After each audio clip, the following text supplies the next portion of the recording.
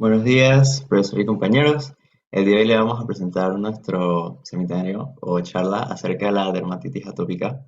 Nuestro grupo está conformado por Rodney Castillo, Andrea Buitrago, Paula Arango, Carolina Lara, Ana Paredes, Raúl Pozo, Rachel Deago, Jesús Urbano, Daniel Dondis, Stephanie Zamuda, Andrea Marín, Caitlin Pérez, Fernando Gómez y mi persona, Luis Tejera. El día de hoy les hablaremos de la dermatitis atópica. El contenido que les vamos a presentar es una pequeña introducción del tema. Les hablaremos qué es, su epidemiología, su genética y patogenia, los hallazgos clínicos y diagnósticos, el diagnóstico diferencial, la conclusión, y también les presentaremos la bibliografía por si alguno quiere echarle un ojo. Ahora, para hablar de la dermatitis atópica, primero debemos saber qué es la dermatitis. La dermatitis es el término que utilizamos para referirnos a la irritación en la piel, que es por lo general una enfermedad que se puede presentar mediante diferentes síntomas como piel seca, comezón, un sarpullido, piel hinchada o piel enrojecida. Esta es una enfermedad que no es contagiosa y puede ser de diferentes tipos. El día de hoy nos vamos a hablar, como ya les dije, de la dermatitis atópica. La dermatitis atópica, o también llamada eczema, es un trastorno el cual puede presentar enrojecimiento de la piel y picazón. Se denomina atópica ya que no afecta solamente un área del cuerpo, sino que puede afectar diferentes áreas del cuerpo y es considerada una dermatitis inflamatoria, pruritótica y crónica. Esta por lo general afecta más a los niños que a los adultos, pero puede presentarse también en la adolescencia, en la adultez y en la vejez. Esta también por lo general viene acompañada por un asma o rinitis alérgica. Siguiente. Entonces, ¿qué es la dermatosis? La dermatitis atópica es una dermatosis inflamatoria pruritótica de curso crónico, como ya mencionamos, y está caracterizada por el desarrollo de lesiones de eczema, con un patrón de distribución característico que afecta a individuos que presentan hipersensibilidad cutánea frente a diversos factores ambientales que son inocuos para aquellas personas que presentan piel no atópica. Los pacientes atópicos con frecuencia refieren antecedentes personales y o familiares, como el asma, rinitis alérgica o dermatosis atópica. Presentan niveles elevados de inmunoglobulina tipo E y también decir que la dermatitis atópica afecta con mayor frecuencia a los adolescentes, frecuencia en la infancia, disculpen, afectando un 20% de niños, pero puede persistir y o debutar en la adolescencia teniendo una prevalencia significativa en la edad adulta. Han habido varios estudios que orientaban la patogenia de la enfermedad como una alteración en el balance de la respuesta inmune hacia respuestas tipo Th2 y respuestas exageradas mediadas por la inmunoglobulina tipo E frente a diversos alérgenos. Siguiente.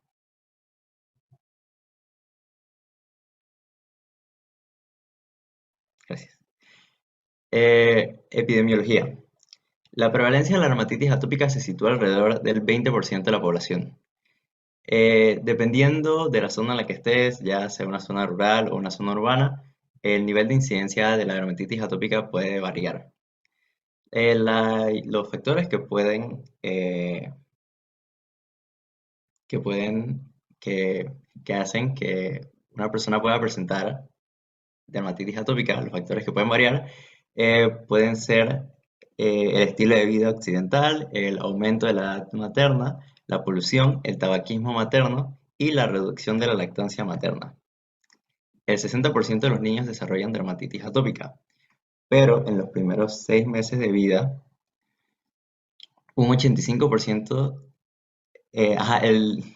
disculpen, el 60% de los niños la presentan por debajo de los 6 meses de vida y un 85% de niños lo presentan antes de los 5 años de vida. También es importante recalcar que cuando esta dermatitis atópica se presenta antes de los 2 años de vida, los síntomas que presenta pueden prevalecer hasta incluso los 7 años de vida. Siguiente. Ok, la genética y patogenia.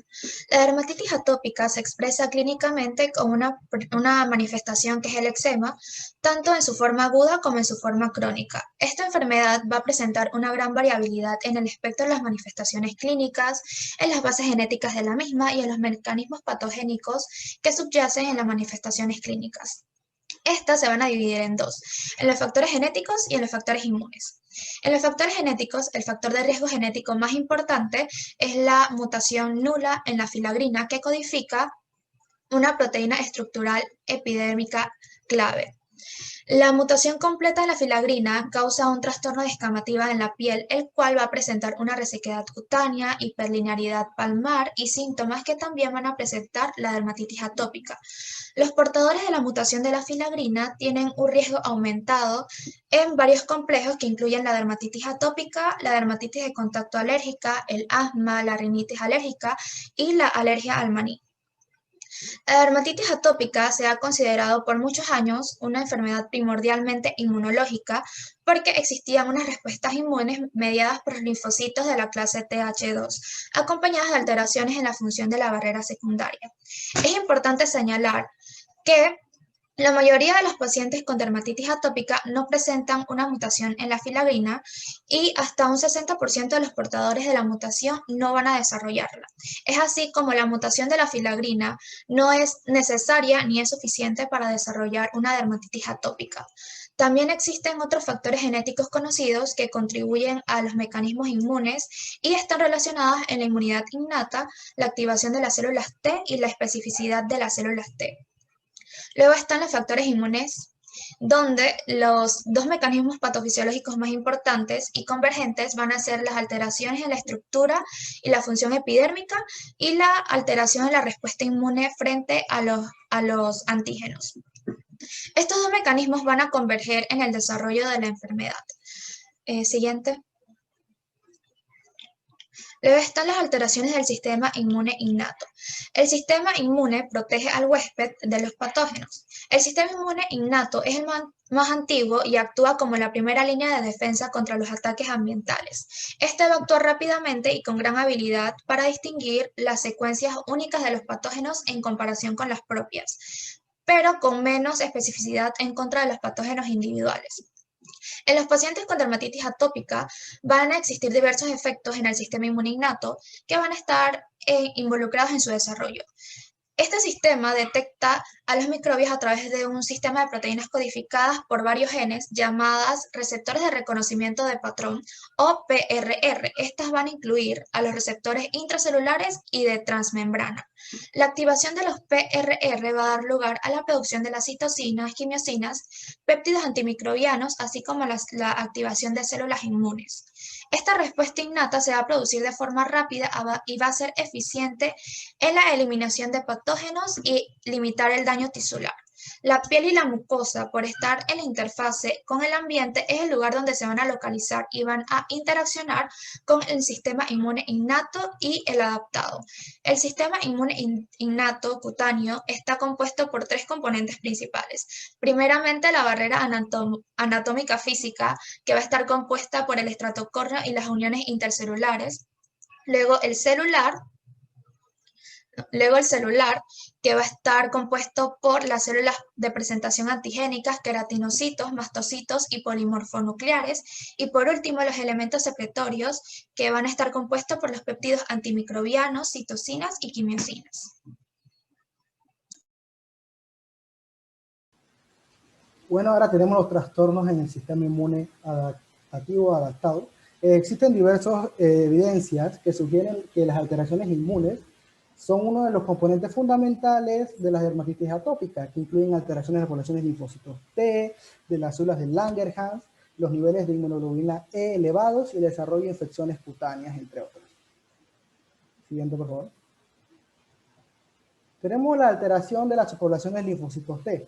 Tras el contacto en la piel o con la piel, los alérgenos son presentados a las células T indiferenciadas, que son las THC, en ganglio linfático por parte de las células de Langerhans. Como respuesta a la presentación antigénica, las células TH, que son los linfocitos T cooperadores, pueden producir dos patrones de citocinas diferentes que dividen a los linfocitos T en dos subgrupos, que son los TH1 y los TH2. Las citocinas inflamatorias involucradas en la respuesta alérgica son producidas especialmente por el subgrupo de células TH2, mientras que las citocinas producidas por las células TH1 tienden a antagonizar las respuestas inflamatorias alérgicas. El predominio de las respuestas de las células TH2 viene determinado por varios factores, entre los que se incluyen el aumento de producción de la interleucina 4, la baja producción de la interleucina 12 por parte de las células de Langerhans y factores producidos por las células epidérmicas. Y los TH2 producen varias citocinas como la interleucina 4, la 13, que son potentes estimuladores de la producción de inmunoglobulina E, y la interleucina 5, que es necesaria para el crecimiento y diferenciación de eosinófilos.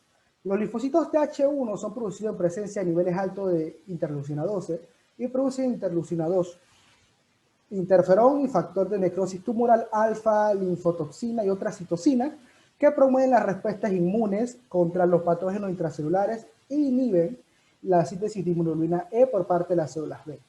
En las lesiones cutáneas de dermatitis atópica se encuentra un predominio de linfocitos TH2, lo cual produciría una producción aumentada de interleucina 4 y de inmunoglobulina E, lo que caracteriza las fases agudas de la enfermedad. Siguiente, por favor. Tenemos los niveles de inmunoglobulina E. La mayoría, o sea, el 80% de los pacientes con dermatitis atópica tienen unos niveles séricos de inmunoglobulina E aumentados. Estos niveles son probablemente debidos a la mayor producción por los linfocitos B, regulados por la secreción de citocinas de los linfocitos TH2. Los anticuerpos de clase inmunoglobulina E se unen a mastocitos y basófilos, induciendo una marcada activación celular y de liberación de varios mediadores que son responsables de la respuesta inflamatoria. Es también frecuente encontrar en los pacientes con dermatitis atópica positividad a diversos alérgenos utilizados en las intradermoreacciones, quick test. Estos datos surgen o sugieren que las alteraciones inmunes estarían centradas en reacciones de hipersensibilidad tipo 1. No obstante, es también evidente que las características inmunopatológicas de la dermatitis atópica son más afines con las de una reacción de hipersensibilidad tipo 4 que de tipo 1.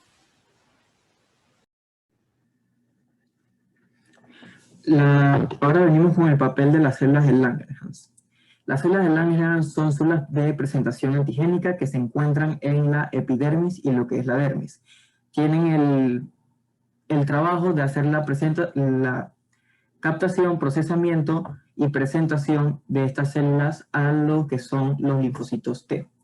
En los pacientes con dermatitis atópica se ha demostrado que las células de Langerhans tienen en su superficie una alta expresión del receptor para la inmunoglobulina E.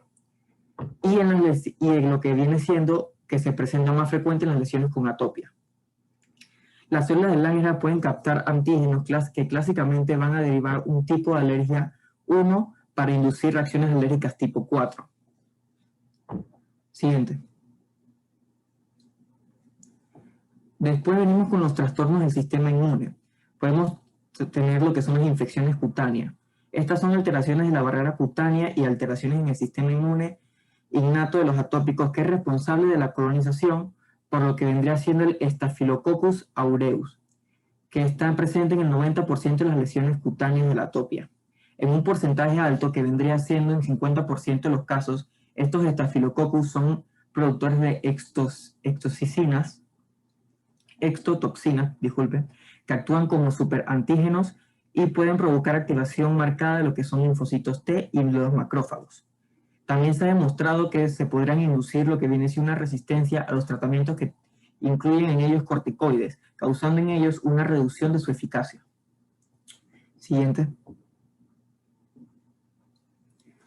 Luego tenemos lo que es el mecanismo del prurito o sensación de prurito, que se ha definido como una sensación cutánea desagradable asociada con el deseo inmediato de rascarse o de rascado. También puede ser interpretado como un mecanismo de defensa corporal. ¿Por qué? Porque en él se pueden eliminar un estímulo o un organismo peligroso. Con él viene lo que es un síntoma muy importante de la dermatitis atópica, que puede estar relacionado con lo que es la piel y probablemente no está relacionado en sí con la liberación de mediadores por parte de los mastocitos. Esto lo que hace es que la epidermis está inervada por muchas terminaciones nerviosas que están asociadas con lo que vendrían siendo los queratinocitos y las células de Langerhans.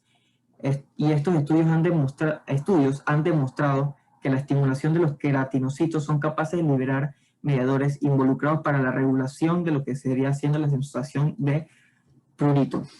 Siguiente. En esta diapositiva tenemos la autoinmunidad en la dermatitis atópica, que además de desarrollar anticuerpos de clase de inmunoglobulina de tipo E frente a alérgenos alimentarios y aeroalérgenos, los pacientes con dermatitis atópica desarrollan anticuerpos contra proteínas de los queratinocitos y de las células endoteliales, las cuales están presentes en alrededor de los 25% de las afecciones. Estos hallazgos o avances también sugieren que la dermatitis atópica se encuentra en una delgada línea entre ser una enfermedad alérgica o una enfermedad autoinmune. Siguiente. Los cambios patofisiológicos clave en la dermatitis atópica. Las funciones protectoras de la piel están principalmente mediadas por el estrato córneo, ¿verdad? Que consiste en corneocitos rellenos con fibrillas de queratina y rodeados por una envoltura de células cornificadas de una capa de proteínas que es densamente reticulada. Entonces, la piel clínicamente no afectada de pacientes con dermatitis atópica muestra una disfunción de la barrera epidérmica con una expresión bastante reducida o disminuida de varios productos genéticos de diferenciación epidérmica como lo son la filagrina, la composición y la organización de lípidos también la tienen alterada y presentan también un aumento de la exposición y la captación de antígenos con un cebado de células B y células T en los ganglios linfáticos. Además, hay signos de inflamación de bajo nivel con alguna infiltración de las células TH2 y TH22 y un aumento de la expresión de citoquinas y quimioquinas promotoras de TH2. Por otro lado, la diversidad microbiana se va a reducir a favor del Staphylococcus aureus. Entonces, las células TM se activan a partir de grupos locales de piel y en los ganglios linfáticos. Estas respuestas de las células TH2 y TH22 que les mencioné antes se van a amplificar y se induce entonces la respuesta de TH1 y TH17 iniciales. Entonces, los mediadores proinflamatorios perjudican más la diferenciación y la integridad epidérmica, activando entonces los queratinocitos para liberar mediadores proinflamatorios y pruritogénicos. Entonces, las lesiones crónicas, ya en la fase crónica, se caracterizan por una mayor progresión de la hiperplasia epidérmica, la composición y la adhesión alteradas de corneocitos y la reducción de las cantidades de lípidos intracelulares. La activación continua de los subconjuntos TH2 y TH22 y el subconjunto de TH1 y TH17 también está deteriorando aún más la función de barrera epidérmica, acelerando de esta forma la inflamación local y promoviendo la remodelación cutánea y la neuroinflamación. Siguiente. Bueno, ahora le toca hablar sobre el hallazgo clínico y el diagnóstico. Bueno, el diagnóstico de la dermatitis atópica se basa en los hallazgos clínicos, sin existencia de datos analíticos ni histológicos específicos de la enfermedad. Las características de la dermatitis atópica son variables en relación con la edad. En estos tenemos 4 características muy presentadas en la dermatitis atópica, como el prurito, como ya anteriormente habían dicho. Este es uno de los hallazgos más importantes y constantes de la dermatitis atópica. El prurito de los atópicos es intenso y generalmente cursa brotes. Esto causa que los pacientes se autoinduzcan lesiones a la hora de rascarse. La causa del prurito no está totalmente determinada, pero parece ser debida a la liberación de mediadores inflamatorios y citocinas. Otro es la eczema Las lesiones de eczema pueden ser agudas o crónicas. Estas lesiones, las agudas, se van a caracterizar por máculas, pápulas y placas eritometatosas, vesiculosas, exudativas y muy pruriginosas. El rascado y las escoriaciones repetidas dan lugar a las lesiones crónicas, que se caracterizan por acompañarse de engrosamiento cutáneo con evidente liquenificación y presencia de pápulas secas y fibrosas. La distribución de las lesiones varía según la edad, ya que en lactantes existe una tendencia de mayor afectación en la cara y el cuello. Y a medida que el niño se va haciendo adulto, las lesiones tienden a localizarse extendiéndose por el rostro y hacia las extremidades. Histológicamente, en las lesiones de eczema crónico existe una anctosis hipodérmica con marcada hiperqueratrosis y moderada o discreta, observándose en la dermis la existencia de infiltrado inflamatorio, con marcada presencia de eosinofílicos y mastocitos. Otro que tenemos marcado es la liquenificación. Suele ser característico por la observación de lesiones cutáneas, consistiendo en placas poco delimitadas en las que existe un engrosamiento cutáneo. O también marcadas, visualizadas en los pliegues y líneas cutáneas. Y por último tenemos la dermatitis exfoliativa, que en casos de atópicos se extiende mostrando clínicamente como una dermatitis exfoliativa generalizada que incluye en el diagnóstico diferencial de la eritrodérmico. La siguiente, por favor. El diagnóstico diferencial. En el diagnóstico diferencial se debe realizar otras entidades como la dermatitis seborreica, infecciones fúngicas, dermatitis de contacto alérgico y con otro grupo de complejos síndromes que asocian lesiones semejantes a la dermatitis atópica, tales como las que tenemos aquí en pantalla, la dermatitis Wiskott-Aldrich. Este es un síndrome de una inmunodeficiencia primaria con patrón de transmisión hereditaria ligada al cromosoma X.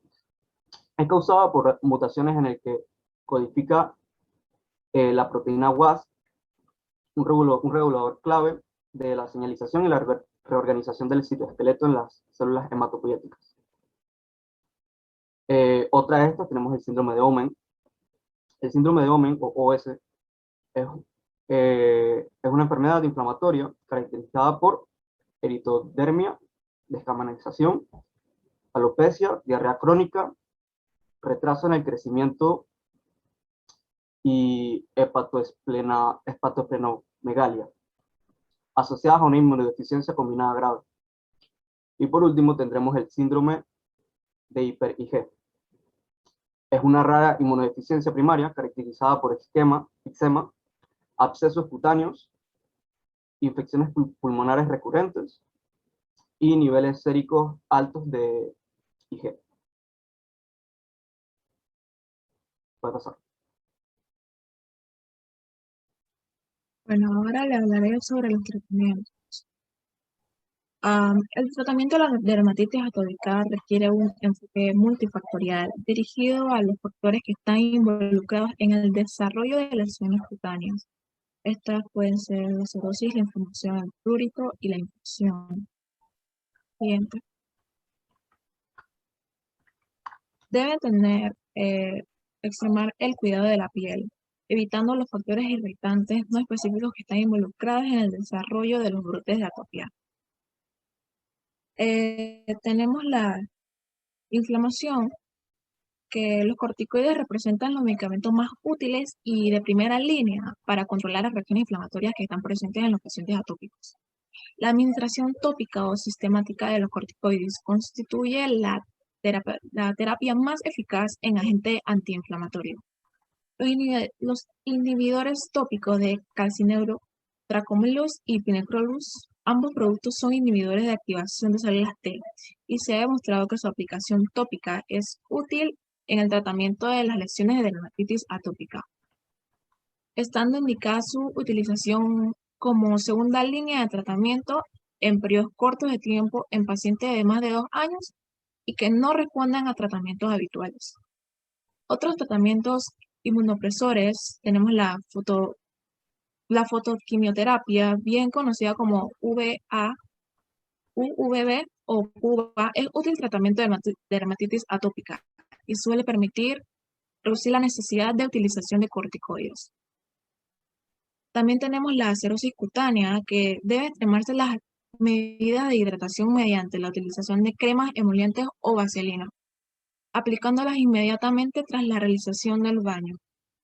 En los pacientes con dermatitis atópica es importante mantener una buena higiene corporal con baños frecuentes, seguidos de colocarse los emolientes. Deben evitarse los emolientes que tengan olor, que sean como muy fragantes. Los emolientes deben ser utilizados 2 veces al día, especialmente después del baño.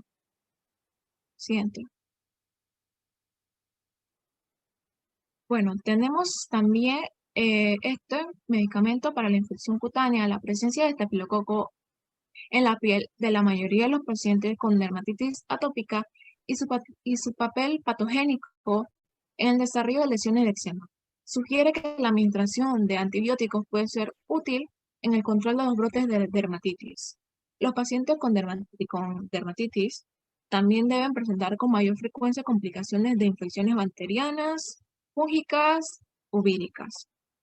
Tenemos también el prurito. La patogenia del prurito de los dermatitis no está bien establecida. La utilización de antihistamínicos, especialmente los anti-H1, la hidroxina, es útil especialmente en el efecto sedante que presenta, pero con utilización no parece alterar el curso de la enfermedad. Siguiente. Como conclusión de la dermatitis atópica, tenemos que, como ya sabemos, una enfermedad de la piel que puede ser clasificada como una enfermedad alérgica y una enfermedad autoinmune. Presenta síntomas como enrojecimiento de la piel, picazón, tenemos una piel seca o piel engrasosa también, puede ser agrietada y escamosa. Esto se debe a la parte de la mutación importante de la proteína estructural filagrina. La alteración de este gen puede llegar a afectar el sistema inmune innato y sistema inmune adaptativo. En el sistema inmune adaptativo ocurren cambios como alteración en las subpoblaciones de linfocitos T en niveles de inmunoglobulina E, papel de células de Langerhans, entre otras. Esto puede afectar tanto a niños como a adultos, como ya se ha mencionado, pero mayormente tiene una afección sobre los niños. La dermatitis atópica puede ser persistente, puede llegar a presentar lesiones como cerosis, inflamación, prurito, como ya sabemos, como lo mencioné arriba, esto también tendría sus tratamientos. Es posible que necesite probar varios de los tratamientos durante meses o años para poder controlarlo. Muchas gracias. Y siguiente, la bibliografía. Bien. Y un pequeño video. Bueno, profe, ¿podemos poner el video? No sé si nos da tiempo. A ver, déjame ver la hora. ¿Cuánto demora? 5 minutos. Porque es un poco largo. Pero, bueno, dale, yo creo que sí tenemos tiempo. Dale, que tenemos todavía hasta las 3:40 por ahí. Dale. Significativa de la piel. Profe.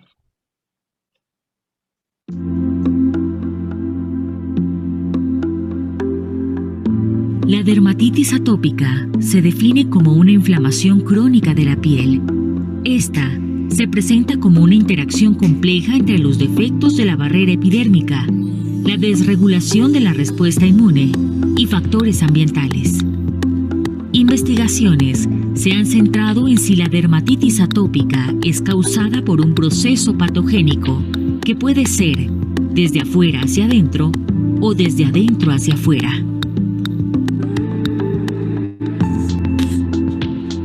La hipótesis de un proceso desde afuera hacia adentro sostiene que la dermatitis atópica es una manifestación de un problema intrínseco en la barrera epidérmica formada por el estrato córneo.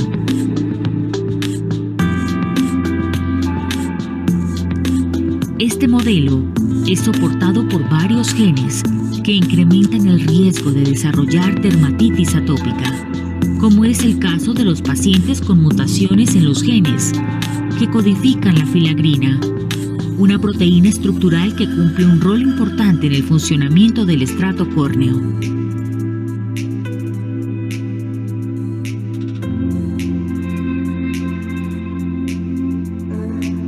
La disfunción de la barrera epidérmica produce pérdida de agua transpidérmica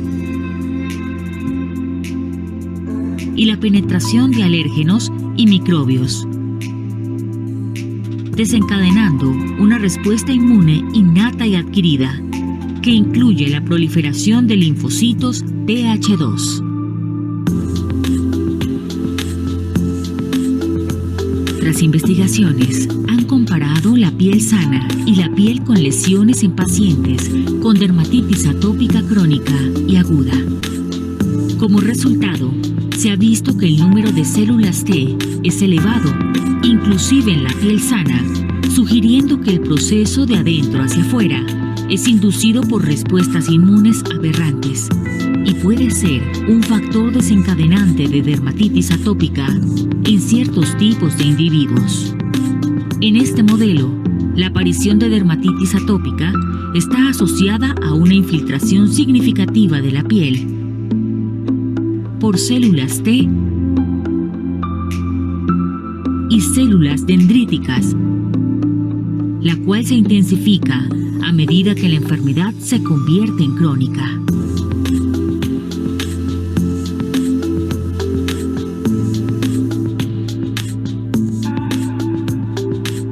Tanto la dermatitis aguda como la crónica muestran niveles elevados de citoquinas, que son las principales impulsoras de la inflamación. La interleuquina 31 regula la formación de la barrera física de la piel, mientras que las interleuquinas 2, 4 y 13 promueven la diferenciación de las células B y la disminución de la filagrina y las ceramidas, que son componentes importantes del estrato córneo. Altos niveles de IL-4 y 13 puede también incrementar los niveles de eosinofilos. La actividad de estas y otras moléculas de señalización exacerban la inflamación local, activan a otras células inmunes y comprometen la barrera epidérmica, favoreciendo la deshidratación y debilitando las defensas antimicrobianas.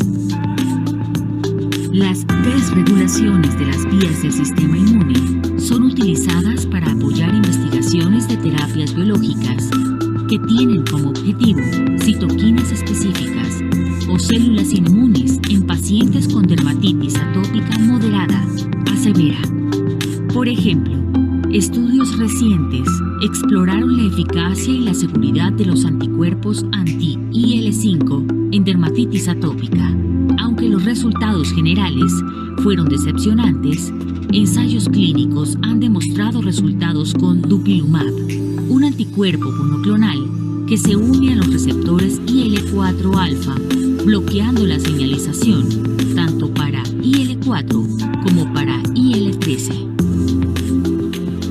La dermatitis atópica es una enfermedad de presentación clínica variable en cuanto a severidad, persistencia, características de las lesiones, comorbilidades y respuesta al tratamiento, lo que refleja una heterogeneidad e intervención de mecanismos patogénicos desde adentro hacia afuera y desde afuera hacia adentro durante el curso de la enfermedad.